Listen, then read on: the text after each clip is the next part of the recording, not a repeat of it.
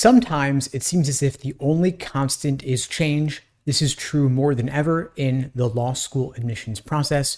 2024 was a big year of change in law school admissions, and I expect this trend to continue in 2025. Today, I'll walk you through my predictions for law school admissions in the coming year and what they mean for you and your law school application process. For those who don't know me, my name is Steve Schwartz.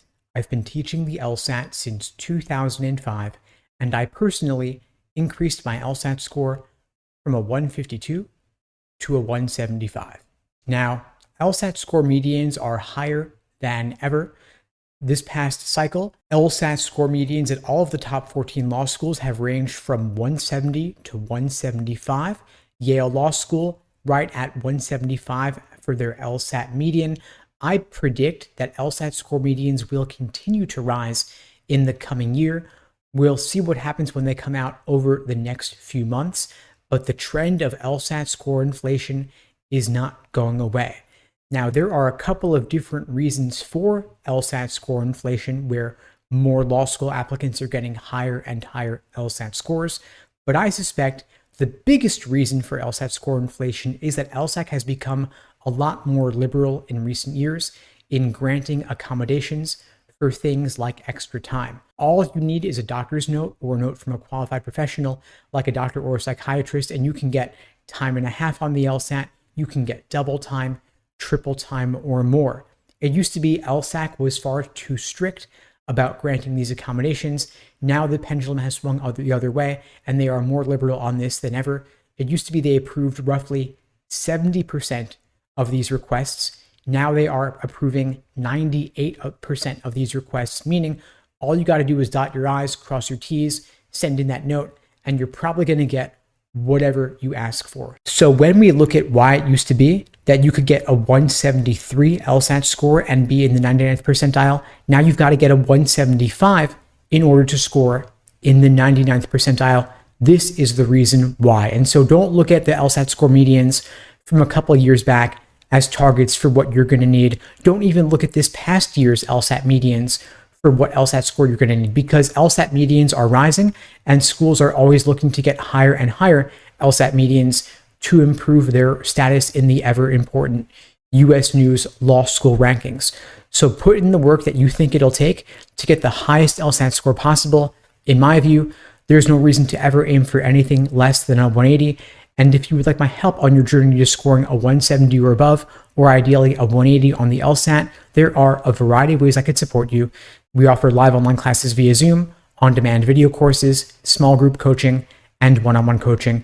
You can check out the links below to find out more and book a call with me and my team. We'd be glad to help you out.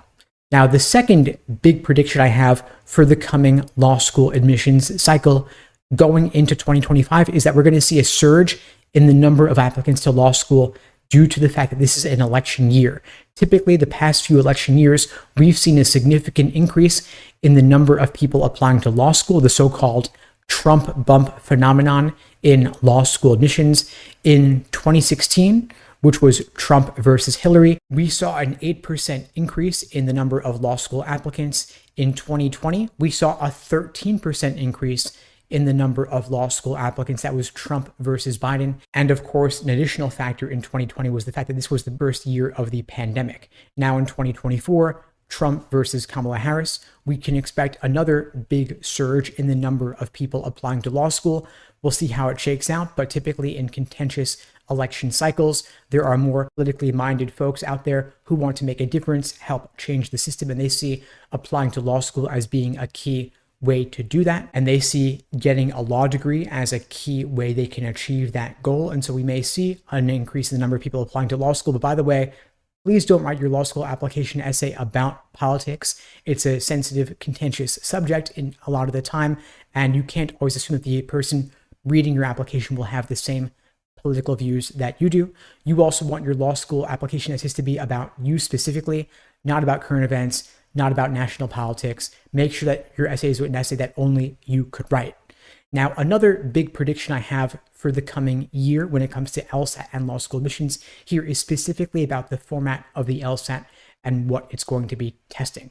Now, of course, earlier in 2024, we saw the removal of the logic game section after the June LSAT and its replacement with a second scored logical reasoning section. So it wouldn't be fair to predict something that already has happened, of course, but what we can expect is that we're going to see an increase in the relative proportion of questions involving formal logic, conditional reasoning, diagramming, and other questions where diagramming might be useful.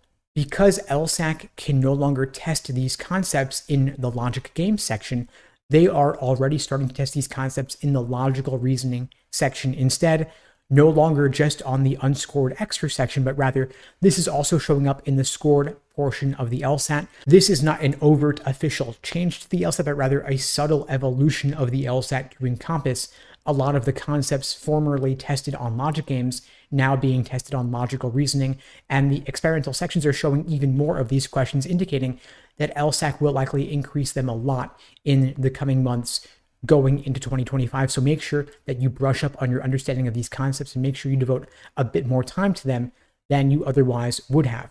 The three most common types of logical reasoning questions are necessary assumption, inference, and flaw. But while inference and flaw questions will oftentimes include these formal logic concepts or conditional reasoning concepts, necessary assumption questions don't really test them in the same way. So you may want to devote a bit more time to inference questions, flaw, as well as sufficient assumption and parallel than you would have otherwise. Anyway, folks, that's all for now. I hope you found this video helpful. In the meantime, I wish you all the best and take care.